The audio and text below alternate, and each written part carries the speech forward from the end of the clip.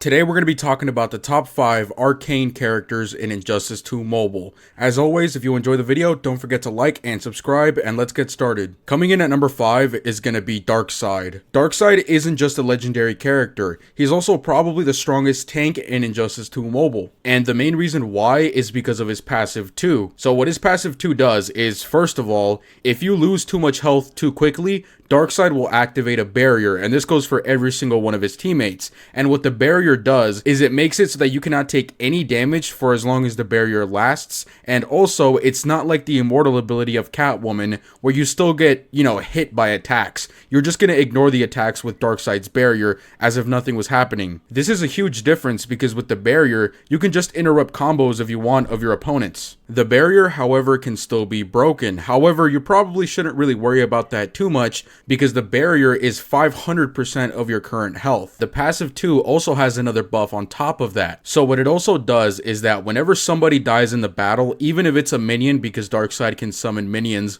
with one of his special abilities, we'll talk about that in a second, Darkseid will gain 30% of their health and 30% of their attack. And this effect stacks. But then also, Darkseid's passive 3 makes it even harder to kill this guy. So what Darkseid's passive 3 does is it's basically a hazard and it drops this little hellfire from the sky. And what it'll do is it activates every couple of seconds, and if you're doing a special ability, if you're doing a combo, whatever you're doing, if you're not blocking, that hellfire will interrupt you. Which means that you really want to be careful when you're going to use your special abilities and when you're going to start building up a combo. Finally, as I said before, one of Darkseid's special abilities allows him to spawn in a minion, and Darkseid's passive 1 helps out this minion in a lot of ways. So Darkseid's passive 1 gives his minions 100% defense and 60% of his own health, which since Darkseid is a legendary character and most people build him as a tank, the Parademon's health is going to be insane. Anyways, now moving on to his special abilities, his special 1 does armor pierce, and his special 2 does power drain. And finally, for his special 3, that's the special that summons the Parademon, and this special ability also gives some buffs to the Parademon. So when the Parademon spawns in, he's also going to be getting 120%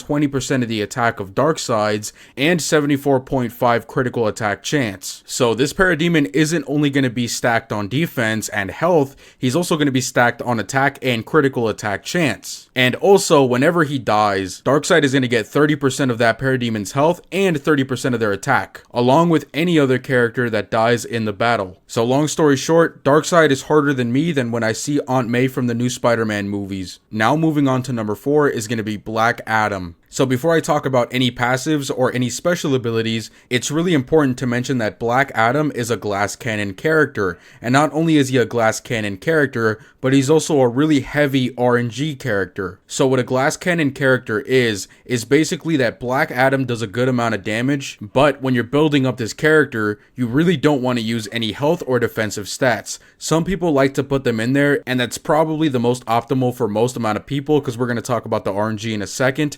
But technically speaking, the best build for Black Adam is to just go with attack and, critical attack and crit damage. However, because Black Adam's passives and special abilities pretty much rely on luck and RNG, this guy is a really unreliable character. And because of that, the idea of this guy just being pure glass cannon isn't really attractive because you can die really, really quickly, and it's pretty easy to be unlucky in this game. And when it comes to Injustice 2 Mobile, you already have all of these different factors that you don't have any control over, like the crazy AI, so dealing with RNG and Black Adam being low health is just kind of a headache sometimes. Alright, so now let's talk about his passives. Black Adam only has one passive, but it has many different parts to it. So it makes him immune to increase of power cost of abilities, it gives him 75% chance to stun on tag-in, and it gives him 10% power boost on special 1 per use, and it stacks up to 5 times, and finally, it gives him the chance that 7 power bars will be stolen when he uses his special 3. And the chances of you stealing the 7 power bars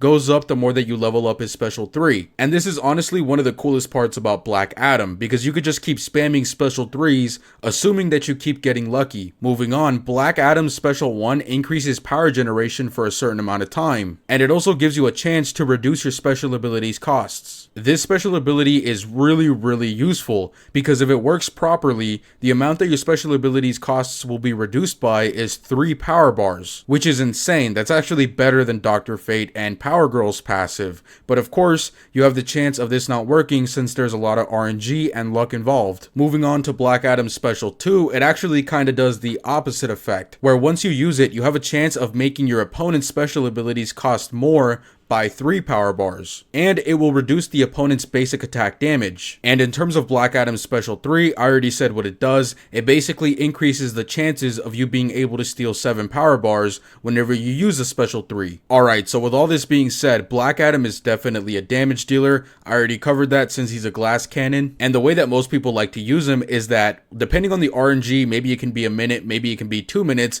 you're basically going to want to be using your special 1, so that way you reduce the amount that your special abilities cost, and then you want to keep using your special 3 when it only costs about 2 power bars. And hopefully while you're using your special 3, you're going to be able to keep power draining the opponent by 7 power bars and stealing it for yourself, so that way you can keep spamming your special abilities. Towards the end of the match, if everything goes right, your power generation, and if you keep using your special 3s and it keeps working for you where you keep stealing power bars, is all that you're going to need to do. You're not really going to have to worry about using your special 1 at this point. However, if you keep getting unlucky, you might have to keep using your special 1s to keep using your special 3s a lot quicker. Alright, so moving on, coming in at the number 3 spot is going to be Silver Banshee. Silver Banshee is definitely an interesting character, and it all has to do with their passive, so I'm just going to read the paragraph the way it's written down, because it's just the easiest explanation. So it says, when Silver Banshee's special abilities damage an opponent affected by torment, they deal increased damage and have a chance to disable their highest upgraded special ability for a duration. If an opponent's highest upgraded special ability is already disabled, then this passive chooses the next highest to become disabled instead. And all Arcane teammates' special 2s and special 3s benefit from torment. Now, if you really don't understand how to use Silver Banshee, I'll explain it in 1 second. Let me just go over her special abilities. So her special 1 has a chance to inflict torment on basic and swipe attacks for a good amount of time. And her special 2 applies torment to the current opponent and forces them to tag out.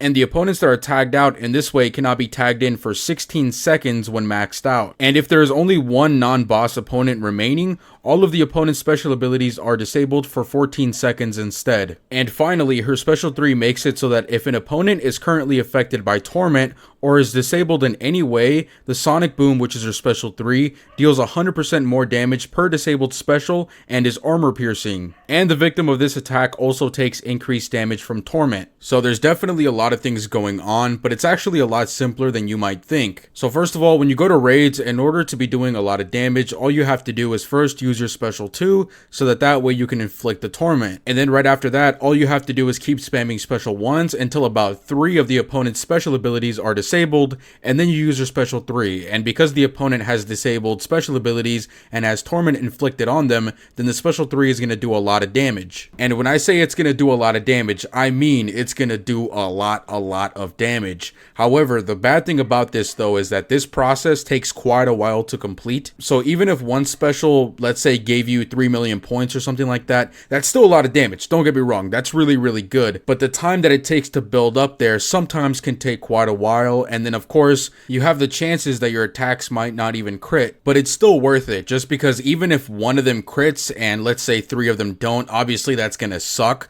but you're still gonna be doing a lot of damage. Two other really cool things about Silver Banshee is that number 1, you can get her shards off of the challenge game mode, which means that even though unlocking her can take quite a while, at least you're guaranteed to be getting some of her shards whenever her challenge pops up. And also, I cannot remember off the top of my head, but not only does her first gear have defense as her base effect, but she also has another gear that has defense as her base effect, and I don't think any other character in this game has that. And since Silver Banshee is a damage dealer, the fact that she has 2 different gears giving her defense on base effect is really good, because you don't have to worry about her health as much. Anyways, now moving on to the top 2 Arcane characters. I'm pretty sure you guys can already imagine who they're gonna be, But for number 2, it's going to be Shazam. So the main reason why Shazam is such a great character is because of his passive 1. His passive 1 increases his Arcane and Might teammates' attack by 100%. Keep in mind, this is only base attack, however, even then, this is still pretty damn OP.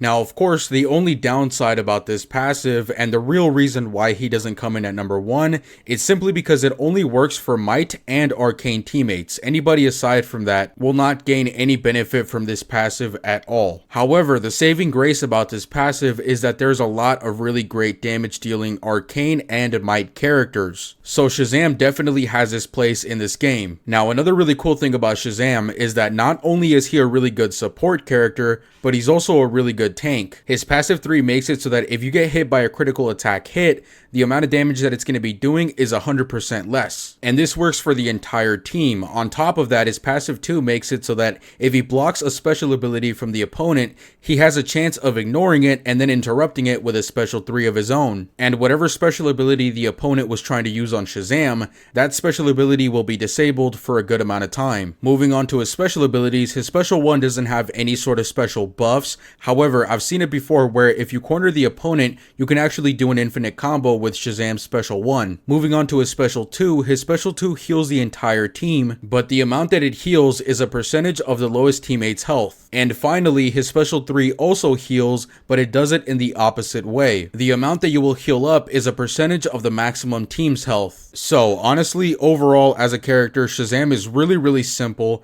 yet he's super effective, he's a great support, and he's a great tank. And that's why he's coming in at number 2. Now, coming in at the number 1 spot, we all know who it's going to be. It's going to be Silver Dr. Fate. And there's really only one reason why this guy is coming in at number 1. It's simply because of his passive. His passive makes it so that everybody's special abilities on your team is going to cost 2 power bars less. This works really perfectly with this game because one thing that everybody does a lot of is tag in and tag out. So if you tag out your damage dealer, let's just say as an example, and then you tag in your support, and then you tag out your support and tag in your damage dealer, that's 2 power bars gained right there. Not to mention that there's cooldown between the tag-ins, and you're also going to be wanting to build up your combo. So the time that it takes for your special ability to be ready to go is really low, and you're going to be able to use your special abilities really frequently. And another really cool thing about Dr. Fate is that this will work for anybody and in any game mode. Also, because Dr. Fate is a silver character and he's in the campaign,